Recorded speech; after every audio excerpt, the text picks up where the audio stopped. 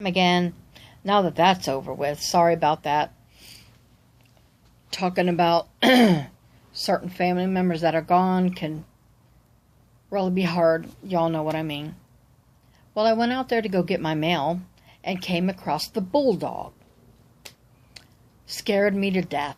I had time enough to get behind our big gate, and I'm, hollering for him to get out of here, get out of here.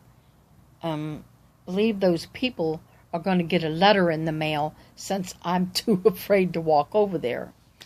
Okay, we have kids and cats.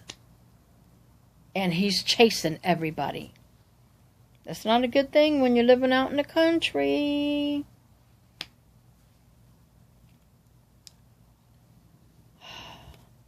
Okay, this is going into another ghost story.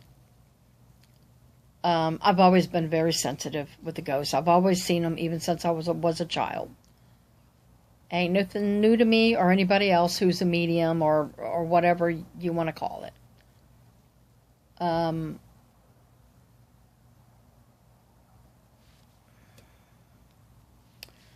When I was about 18, I had these friends that were very close. And by then I lived in Hollywood. And his name is John. And his wife is Carolyn.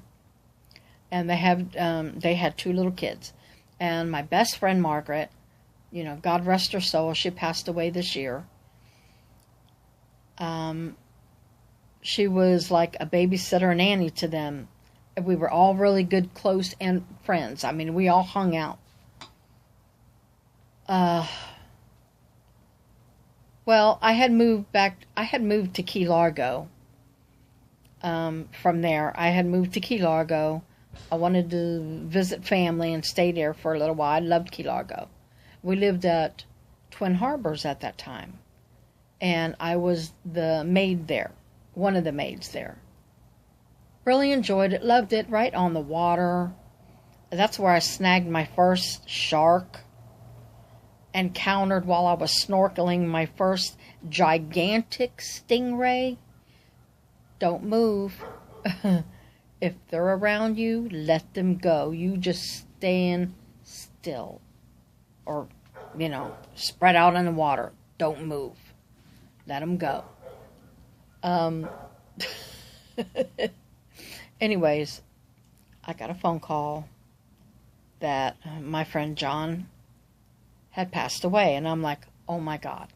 So I got on the first bus and I went back to went back to Hollywood. In time for the funeral, and they said that he was playing Russian roulette with this guy out in the back. I'm not going to mention names. And I thought, okay. I met with a private detective, talked to me, and I told the detective John was like my brother.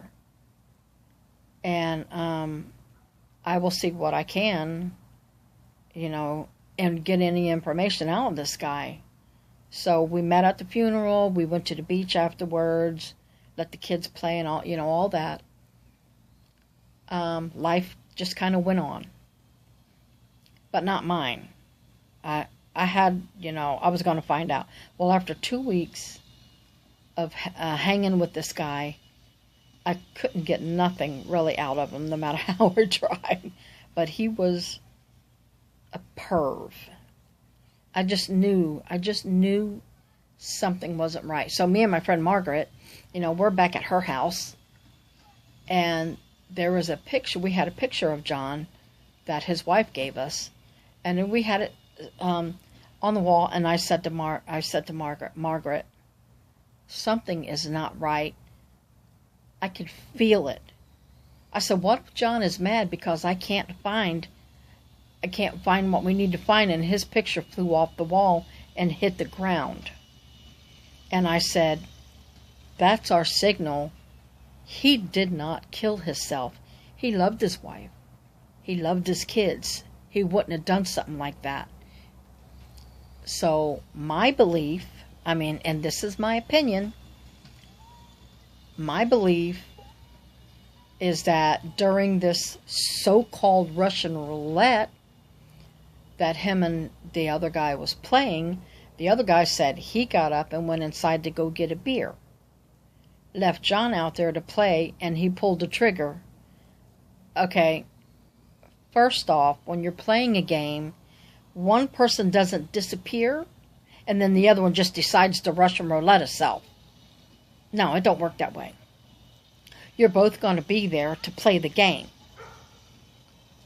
And I don't believe any of that is true, because weeks later, the guy was dating my friend's wife.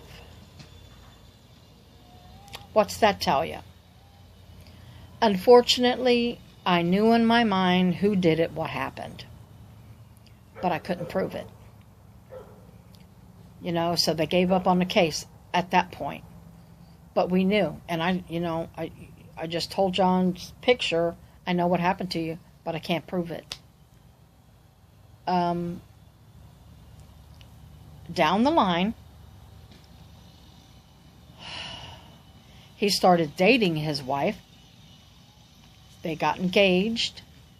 Me and him had a real big confrontation. There was a hammer involved. And not from me. He thought he came running out of his house when he saw me walking down the street. He came running at me with a hammer and said he was going to kill me if I ever came near Carolyn again. And I'm like, I haven't seen her since you guys have been together, so what's your problem? Then he walked across the street where they live and decided to tear up every window on her car. Busted with the hammer. She comes out. I said, your life's in jeopardy, and so is them kids. Well, unfortunately, my friend Margaret was still babysitting for him, and I had distanced myself from all of them. And it was in a newspaper. It was on the news. They had gotten married, moved away, so I didn't know where they were. And my friend Margaret sent me the news clip. Told me to be watching the news, and I did. And he murdered the little boy. Found it so easy to kill the little boy. Molest, don't know if he raped, but probably. I doubt it. The little girl. So he ruined her. She was in the hospital. And they arrested him and Caroline. Unfortunately, they didn't do as many years as they should. I honestly believe that he should have got the electric chair. Because if it was me, Jack, he would have got the electric chair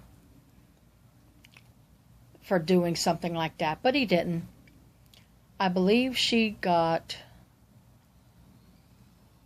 like 4 or 5 years knowing the abuse was happening.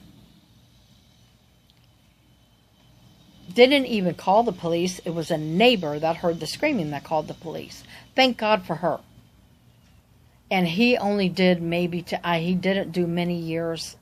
Not enough. Talk about scumbags. I hope they made his life hell in prison. I really do. Now, I've been trying to go back and read about this. Ooh, look at that. It's falling off, y'all. When you have a big domey head like mine, wigs don't stay on it very well. Because I'm a big gal. Yeah. Starting to bow up. Anyway, so that's a little ghost story. When John was telling me that, I was right. I figured it out. Anyways, I've been through a lot in my life. Seen a lot. Been involved in a lot. Nothing bad, but that is one of the worst. And the sad part about it, my friend John was the only one left in his family and his only heir was his son, who was murdered. That family line is over. Sad. So sad. That's it.